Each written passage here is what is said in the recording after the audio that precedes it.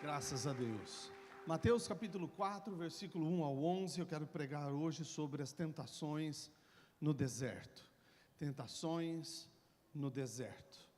Mateus 4, a partir do versículo 1, diz: a seguir, Jesus foi levado pelo Espírito ao deserto para ser tentado pelo diabo.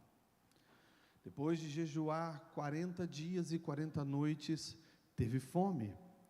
Então o tentador, aproximando-se, lhe disse: se és filho de Deus, manda que essas pedras se transformem em pães. Jesus, porém, respondeu: está escrito, não só de pão viverá o homem, mas de toda palavra que procede da boca de Deus. Então o diabo o levou à cidade santa, colocou sobre o pináculo do templo e lhe disse: se és filho de Deus, atira-te abaixo, porque está escrito: aos seus anjos ordenará a teu respeito que te guarde, e eles te susterão nas suas mãos para não tropeçares em alguma pedra. Versículo 7, eu estou lendo na NAA sempre, tá? Versículo 7, respondeu-lhe Jesus: também está escrito, não tentarás o Senhor teu Deus. Levou-o ainda o diabo a um monte muito alto, mostrou-lhe todos os reinos do mundo e a glória deles, e lhe disse: tudo isto te darei, se prostrado me adorares.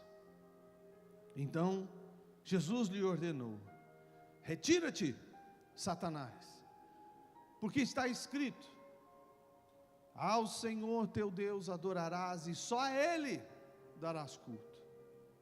Com isso, o diabo o deixou, e eis que vieram anjos e o serviram. Pode aplaudir a palavra de Deus.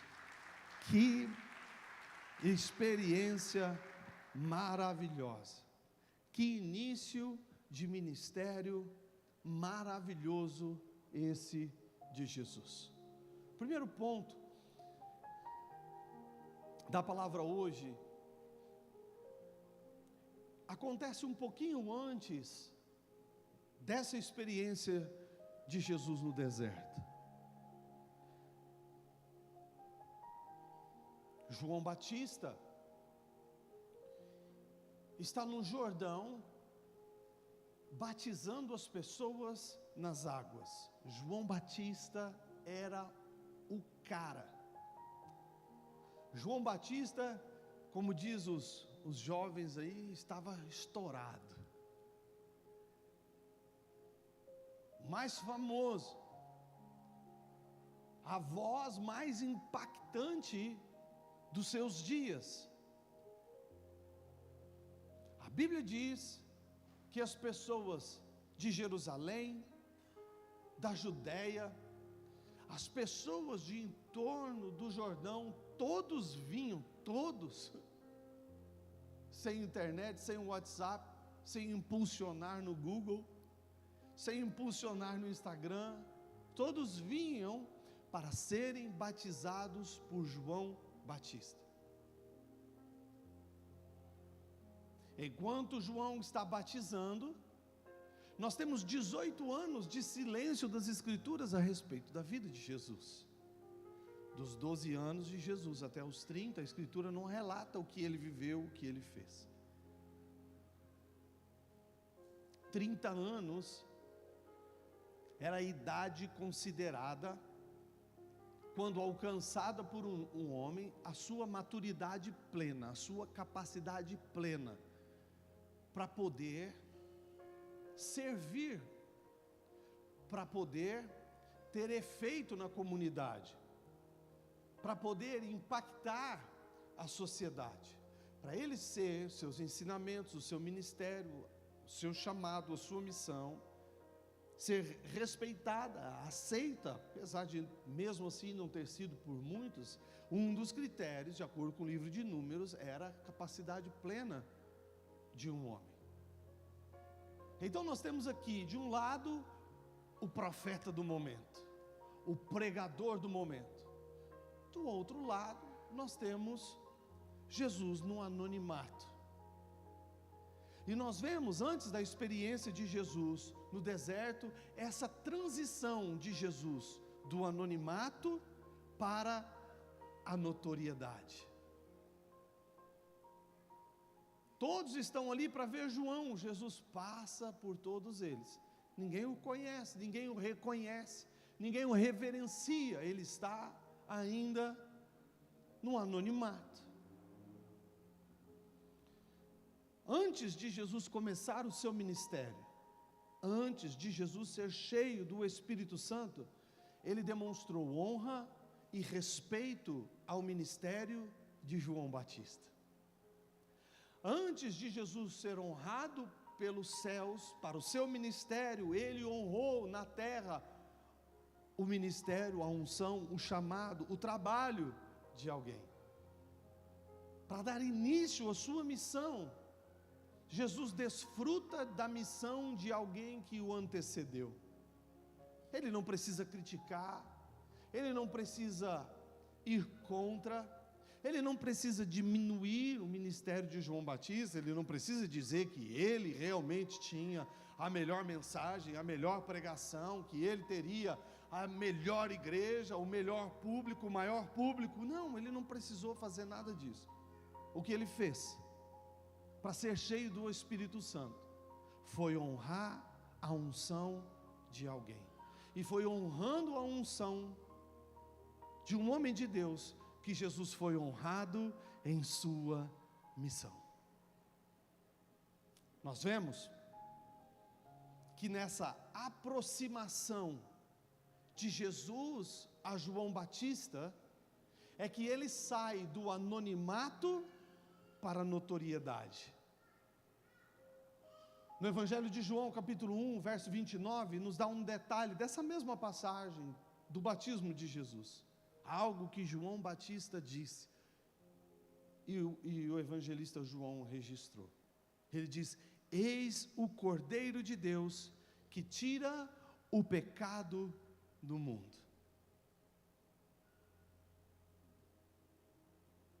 É pela honra e aproximação de Jesus ao ministério de um homem de Deus, que o anúncio de quem ele era foi feito. Foi um passo de humildade, foi uma aproximação da unção de Deus sobre a vida de alguém, que Jesus saiu do anonimato para a notoriedade, que ele saiu no momento certo e iniciou no momento correto os primeiros passos para o cumprimento da sua missão. Foi num instante, foi em um anúncio. João Batista, super conhecido, temido pela sua mensagem, mas num instante ele tira o foco de si e coloca o foco em Jesus. Em um instante, aquele que estava no anonimato agora recebeu o olhar de todos que estavam em sua volta, e receberia o olhar de todos para onde todos aqueles que estavam ali fossem. Ele disse: eis o Cordeiro de Deus. Não é uma beleza da vida isso? Onde tudo pode mudar em um instante, onde tudo pode mudar em um encontro, onde tudo pode mudar em um momento. A beleza da vida, na beleza, nas coisas lindas da vida, nós podemos ver isso também. Independente da história que nós estamos vivendo, tudo pode mudar em um momento, tudo pode mudar com uma indicação, tudo pode mudar com uma referência, tudo pode mudar com um anúncio, tudo pode mudar com uma oração, tudo pode mudar no meio de um louvor, tudo pode mudar num culto, numa noite como essa. Aleluia, eu creio em nome de Jesus Cristo, que Deus vai mudar destinos aqui nessa noite. Quem está comigo aplaude Jesus bem forte. Aleluia. Chacoalhe alguém do teu lado e fala para ele, tudo pode mudar nessa noite, meu querido, tudo pode mudar na sua vida nessa noite, não importa quão ruim esteja, não importa quão desconhecido você seja, não importa quão densas sejam as trevas, quando brilha a luz, tudo muda. Quem diz amém bem forte? Aleluia. Agora, Mateus capítulo 3, versículo 11. João Batista está dizendo para o seu público: eu estou batizando vocês. Eu estou batizando vocês nas águas. O meu batismo é com arrependimento. O meu batismo é para o arrependimento. É uma declaração de que vocês estão arrependidos do que estão vivendo. Mas aquele que vem depois de mim é mais poderoso do que eu. Eu não sou digno nem de carregar suas sandálias. Eu estou batizando com água, mas Ele vos batizará com o Espírito Santo e com fogo. João Batista já sabia quem era Jesus. João Batista já estava ciente do que ele faria. João Batista só estava esperando o tempo certo, a maturidade necessária de Jesus. Ele só estava esperando a aproximação correta do Senhor. Sabe, no tempo certo, quando nós temos a maturidade necessária, e quando nós estamos próximos das pessoas corretas, das pessoas de Deus, Deus faz com que alguém aponte para nós e mude a nossa história. O seu tempo está chegando. Deus está te dando maturidade. Cuide com as pessoas que você anda. A indicação do céu está chegando para a sua vida, para você cumprir o seu chamado, sua missão, o seu propósito. Quem recebe diz amém. Veja só, agora que Jesus, na maturidade correta, no tempo certo, se aproxima, João Batista faz na terra um anúncio: eis o Cordeiro de Deus que tira o pecado do mundo. Na terra, este é o anúncio, muitas vezes o único. Este é o Cordeiro que tira o pecado do mundo. Esta é a Vanessa que toca guitarra muito bem. Este é o Danilo que canta igual um canarinho.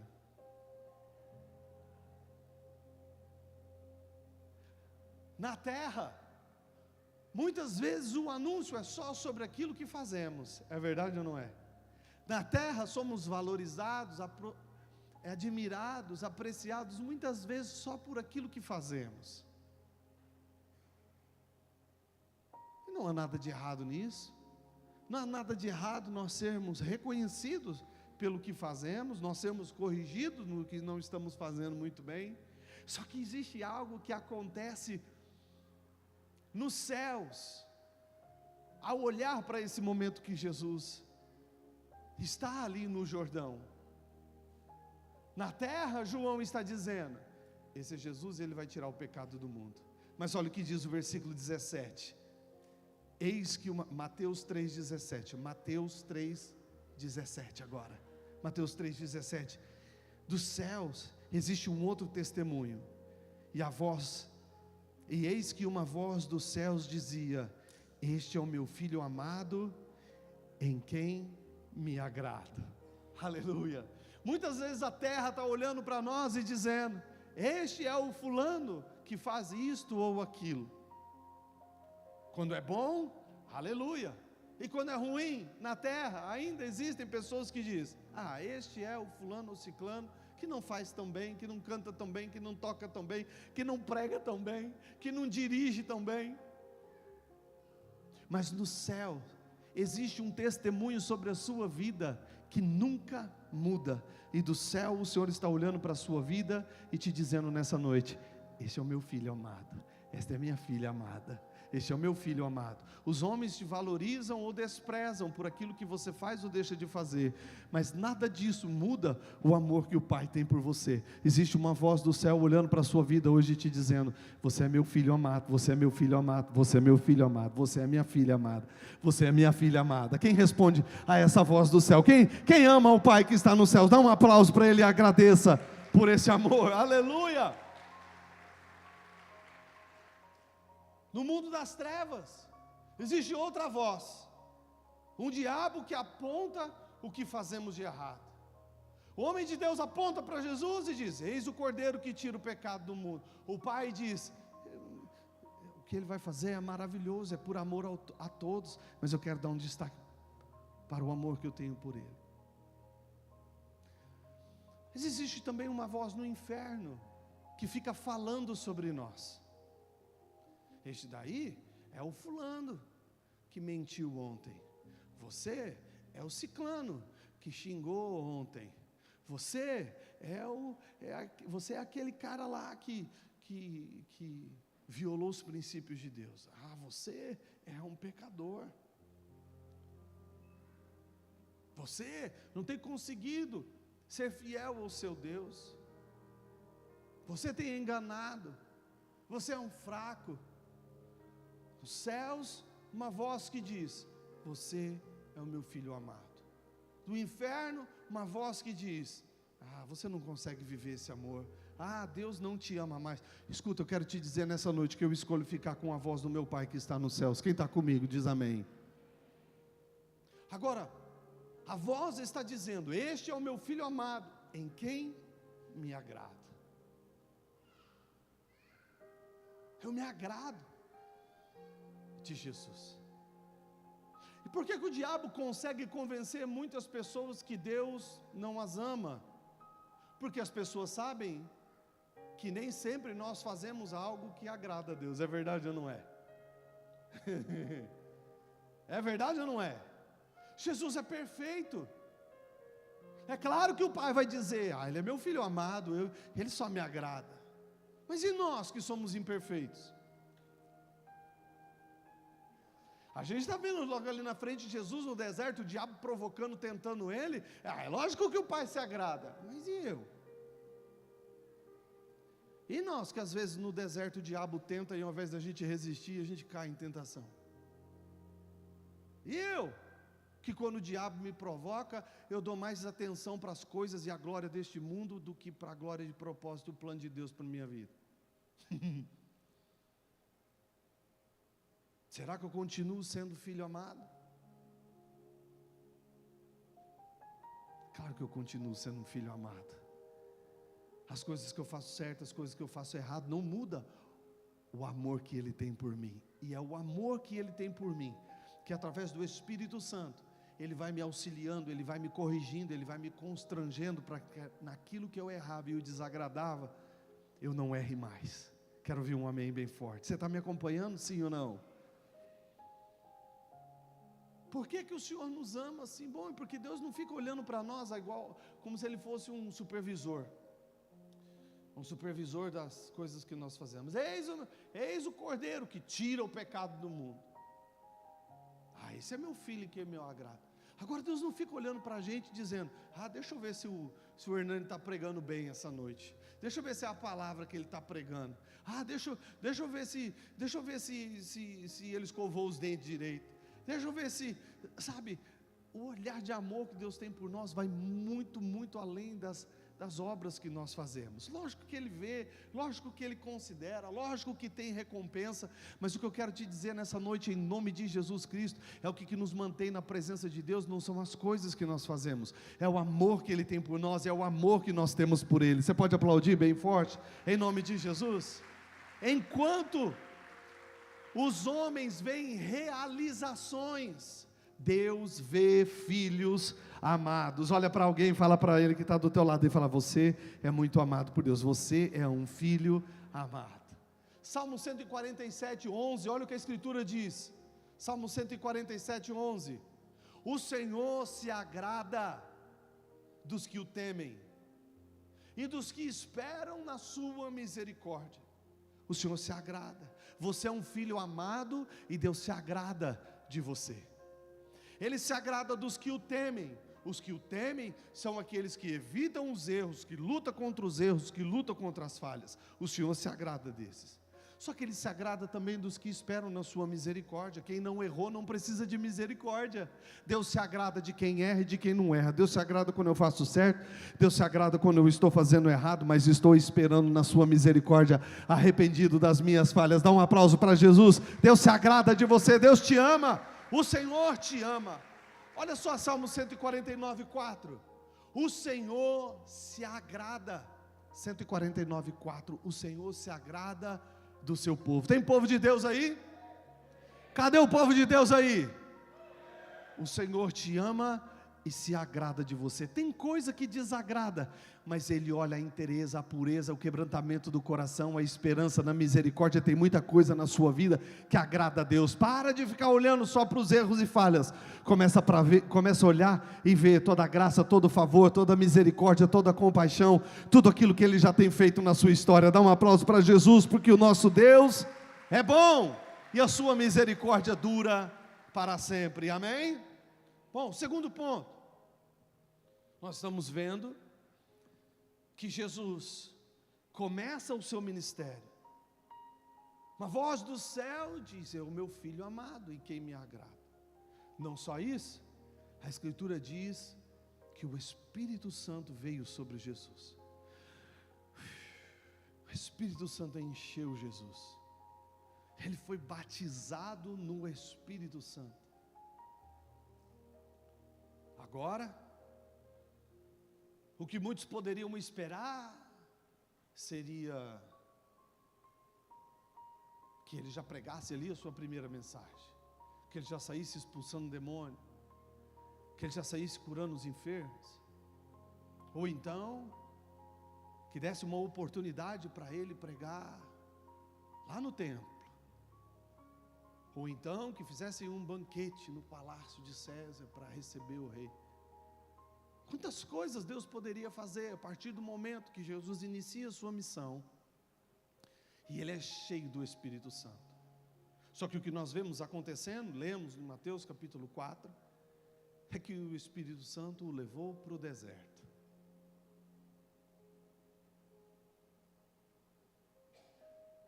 Trinta anos esperando para dar início à sua missão, e agora, ao invés de começar a pregar logo, ao invés de fazer algo em função das pessoas, algo para o templo, algo para a igreja, logo o Espírito Santo leva para o deserto. Como assim Deus pode ungir alguém, levantar alguém, escolher alguém? A primeira coisa que Ele faz é levar a pessoa para o deserto.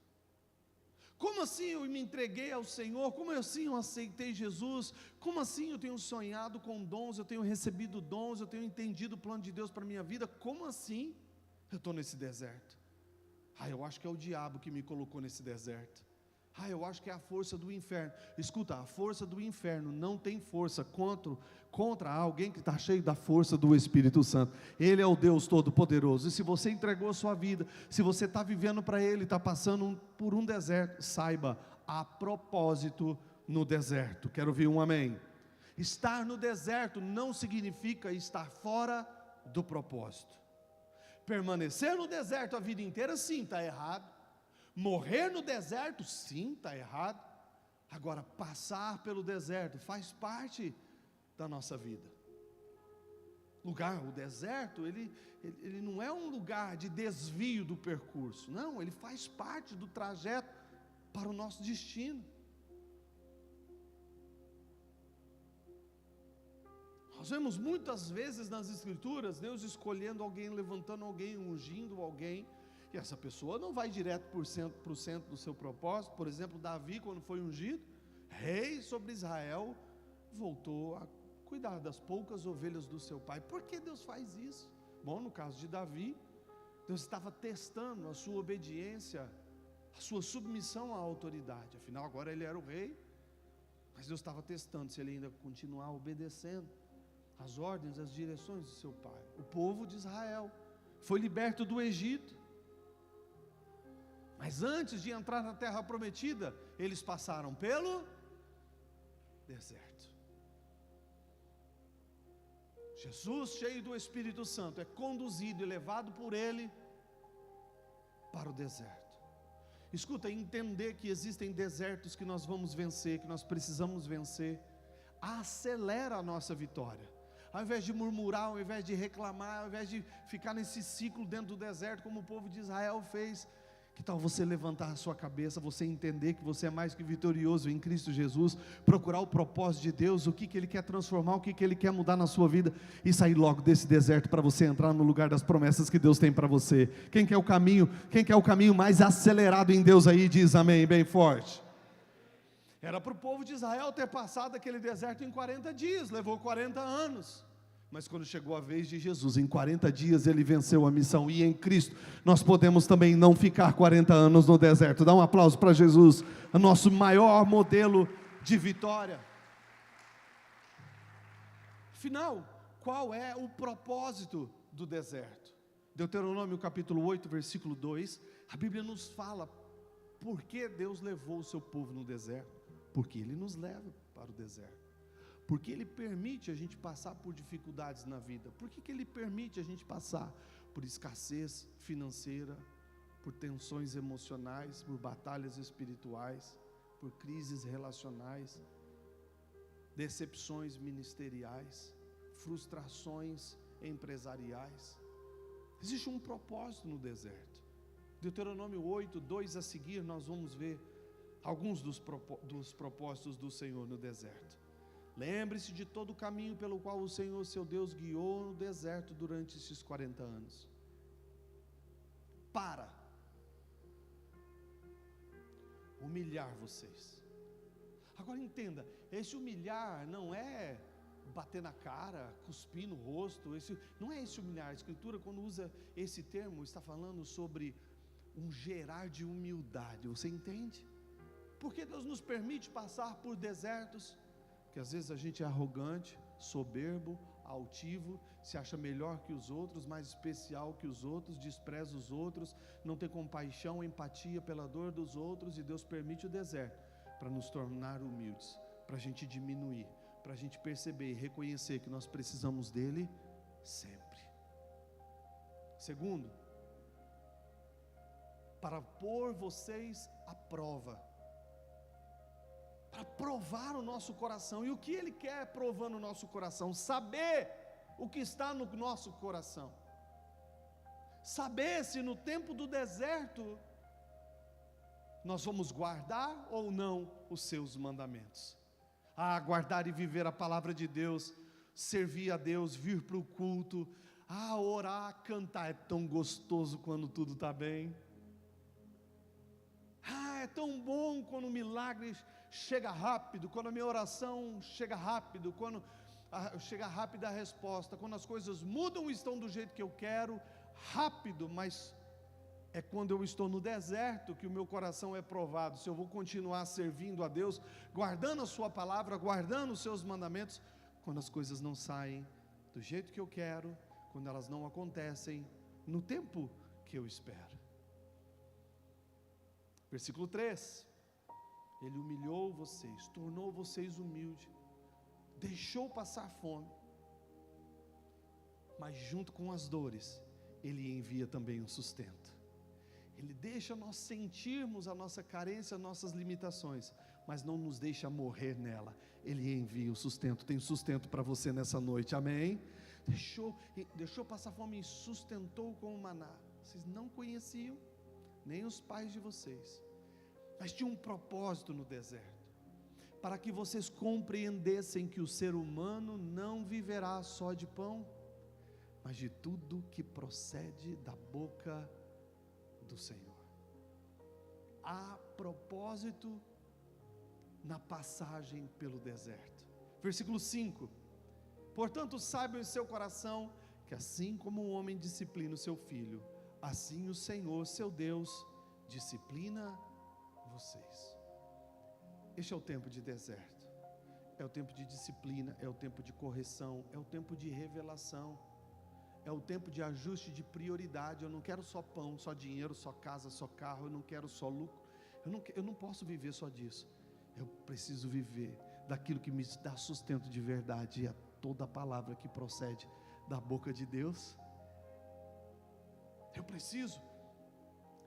preciso saber, conhecer a profundidade da minha fé, que eu não sirva a Deus só quando tudo está bem, mas quando as coisas vão mal, eu também me quebranto na presença dEle, e eu continuo obedecendo, e buscando obedecer sempre a sua palavra. Quando Ele me prova no deserto, eu vou passar por esse deserto, e sair vitorioso. Quem está comigo diz amém. Agora olha só, verso 7, aqui tudo muda, agora aqui a visão muda, versículo 7, o olhar muda, a esperança muda, a realidade muda. Ele diz: o Senhor, o Deus de vocês, os faz entrar numa terra boa. Escute, você pode até passar pelo deserto, mas o deserto é só uma passagem, é só um projeto, tem um propósito, mas não é o seu destino. O seu destino é uma terra boa. Dá um aplauso para Jesus bem forte. Você que conhece o deserto, já passou pelo deserto ou está passando pelo deserto, Deus tem uma terra boa para você. Quem quer uma terra boa no Senhor diz amém. Versículo 9, ele diz: nessa terra de águas, de refrigério, de grandes colheitas, de romãs, de azeitona, de trigo, essa terra boa, de muitas boas águas, essa terra que o Senhor faz entrar, é uma terra que vocês não terão mais escassez, e em que não lhes faltará nada. Dá um aplauso para Jesus bem forte.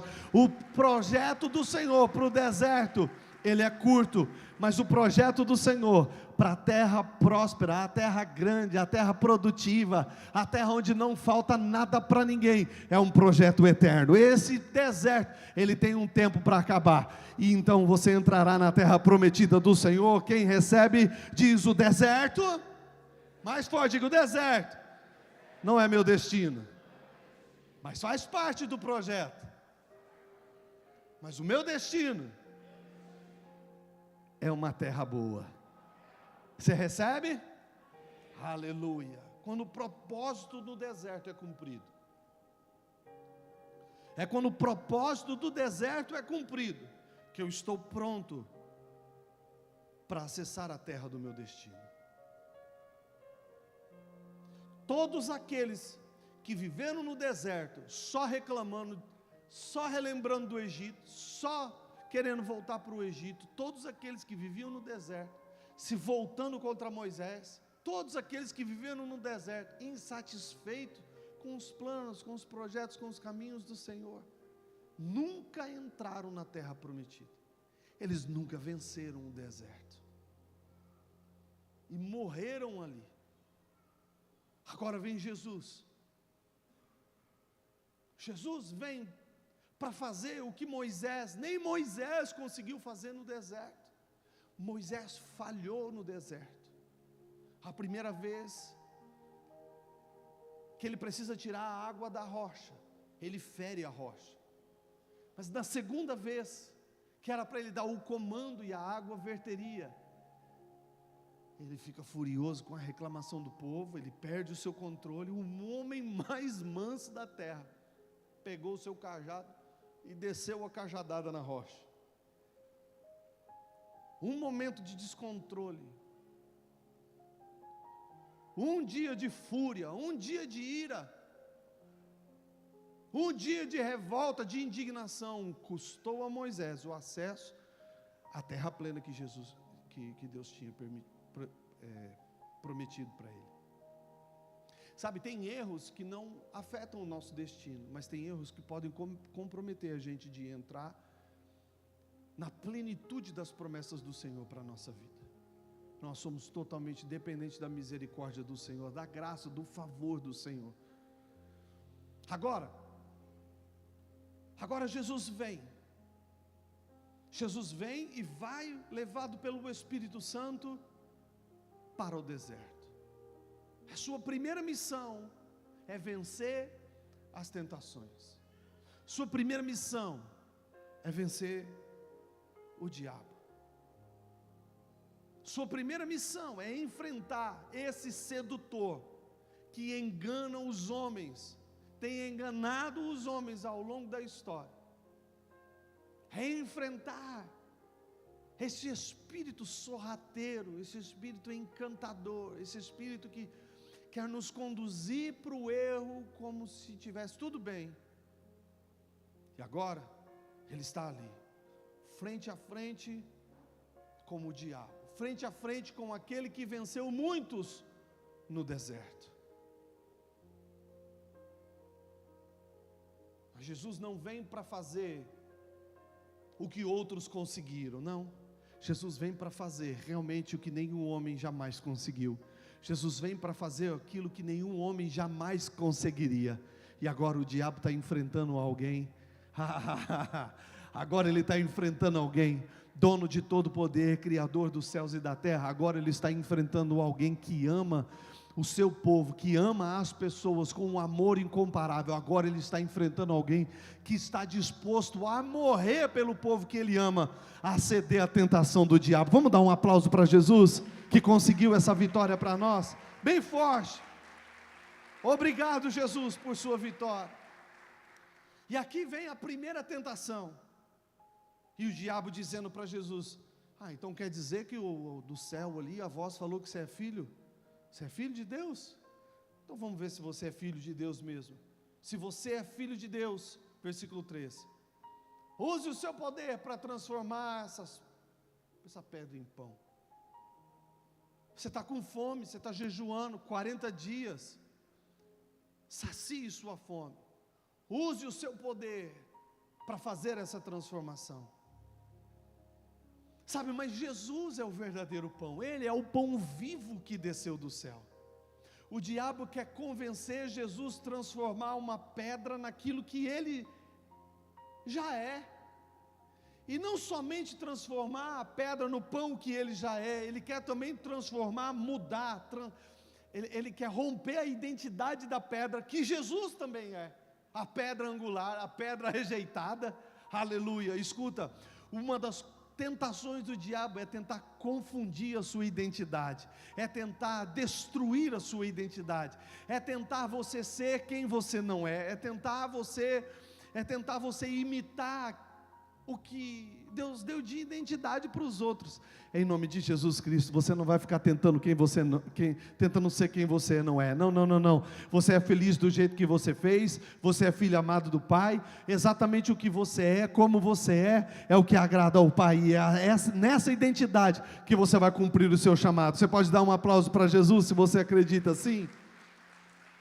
Aleluia. Aleluia. Agora. No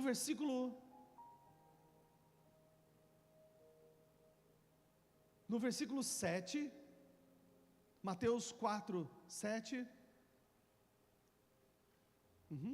Mateus 4, 7. 6, versículo 6, volta 1. Então ele diz: bom, isso não funcionou.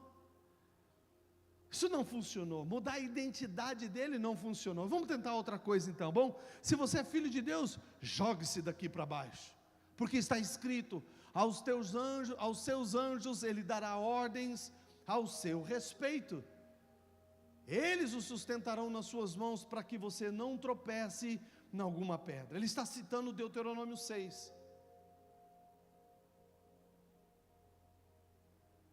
Ele está citando o Salmo, mas Jesus responde com Deuteronômio 6. É o que nós estamos vendo aqui, são as escrituras sendo utilizadas.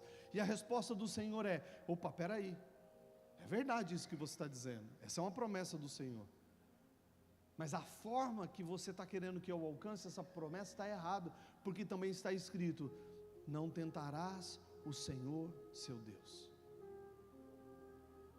O que o diabo está tentando fazer com Jesus aqui agora é provocá-lo para um espetáculo espiritual.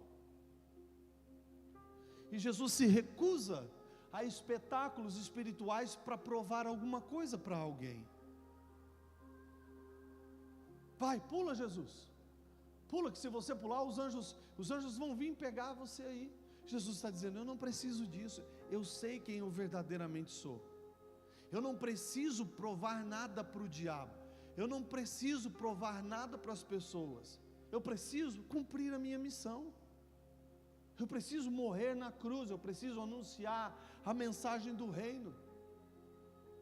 Eu não preciso ficar dando shows, espetáculos espirituais. Eu não preciso ficar me esforçando para produção de entretenimento, nem de homens, nem de espíritos malignos. Sabia que infelizmente muitos cristãos hoje vivem com essa inflamação?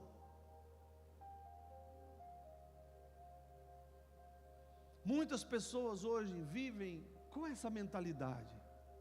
Bom, eu vou para o culto, e se o louvor for um espetáculo, não errar nenhuma nota, não desafinar, se o louvor for lindo, maravilhoso, se as luzes, a fumaça, se tudo tiver um show, aí eu tenho certeza que Jesus está ali. Escuta, Jesus não usa espetáculo para provar nada para ninguém. Eu vou para o culto hoje, se o pastor pregar cheio de unção, se ele pular, se ele gritar, se ele virar estrelinha, expulsar 3 demônios, ressuscitar 5 mortos, aleluia, falar em língua estranha, esse pastor é de Deus, profetizar e contar o meu CPF, o meu RG, o meu endereço, eita glória, é um show de Deus.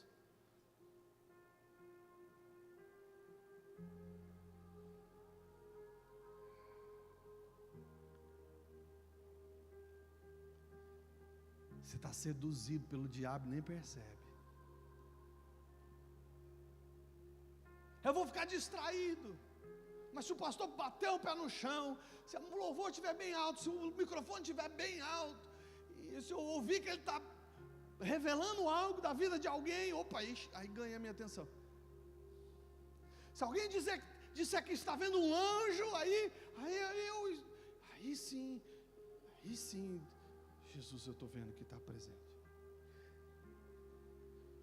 Muitas pessoas não percebem, mas elas têm perdido o alimento que pode saciar suas vidas, transformar suas vidas, que é a palavra de Deus, que muitas vezes vem sutil, nem sempre vem no fogo, no terremoto, nem sempre vem no trovão, muitas vezes ela vem com uma brisa.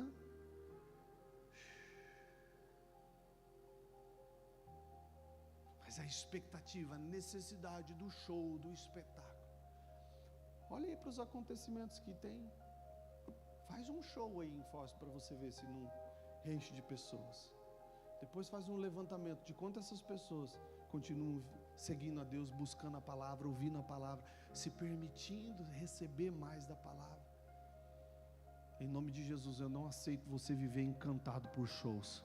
O que nos preenche, o que nos conquista é o amor do Senhor, é sermos filhos amados, é buscar agradar ao Pai. O que nos enche, o que nos preenche é a palavra viva que desce do céu, que transforma o nosso interior. Dá um aplauso para Jesus bem forte.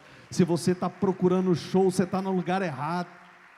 O que nós queremos é a essência do Evangelho, o que nós queremos é ganhar almas para Jesus, o que nós queremos é batizar nas águas, é batizar no Espírito, o que nós queremos é formar discípulos para Jesus, o que nós queremos é formar líderes nessa geração, para que futuros profetas, mestres, bispos, pastores, ministros se levantem e continuem ganhando alma até que Ele volte. Nós vivemos a essência do Evangelho, a essência da palavra, e isso agrada mais que show o coração do nosso Pai que está no céu. Quem está comigo, dá o seu melhor glória a Deus dessa noite. Aleluia, pode aplaudir bem forte. Eita glória. E depois por fim leva um monte muito alto, mostra os reinos do mundo e diz: vou te dar tudo isso aqui. Eu vou te dar dinheiro, vou te dar o ouro, vou te dar essa terra de petróleo, vou te dar essa terra de diamante. É tudo meu. Adão caiu, me entregou tudo de bandeja, eu tomei posse, é meu. Tudo que você tem que fazer é me adorar. Me adora aí, Jesus, que eu vou dar tudo. Muitas pessoas são seduzidas por isso. Muitas pessoas vendem a alma para Satanás, vendem a alma para o diabo,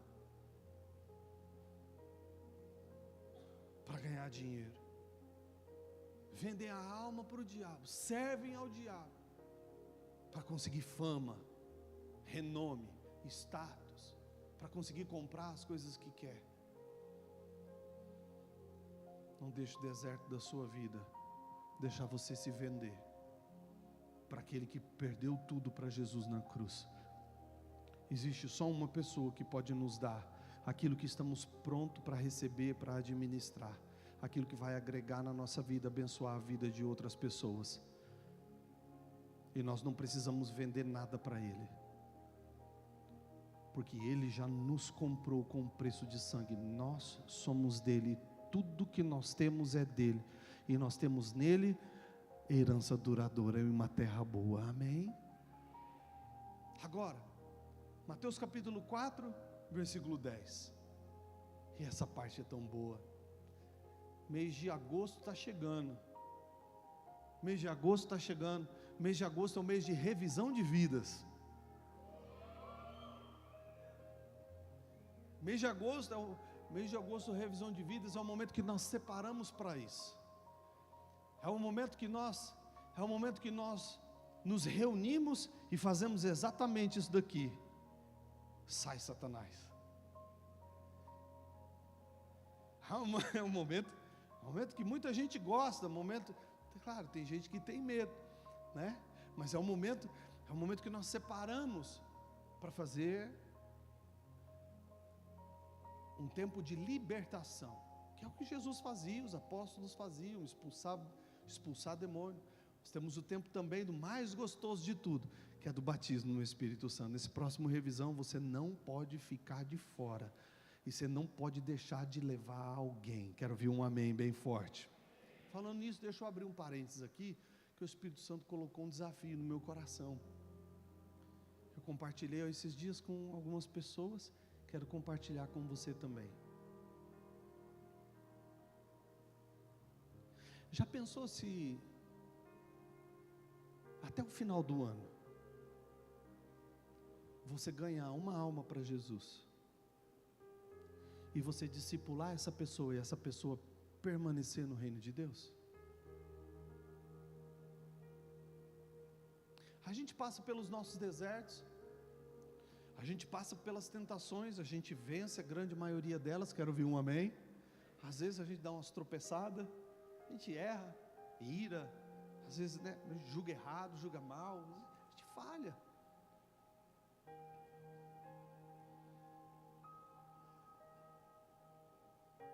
Mas nada disso nos incapacita, nada disso pode nos imobilizar, nada disso pode nos impedir de nós vivermos a essência da nossa missão. É tão gostoso estar na igreja, ser reforçado, ser renovado, ser tocado pelo Espírito Santo.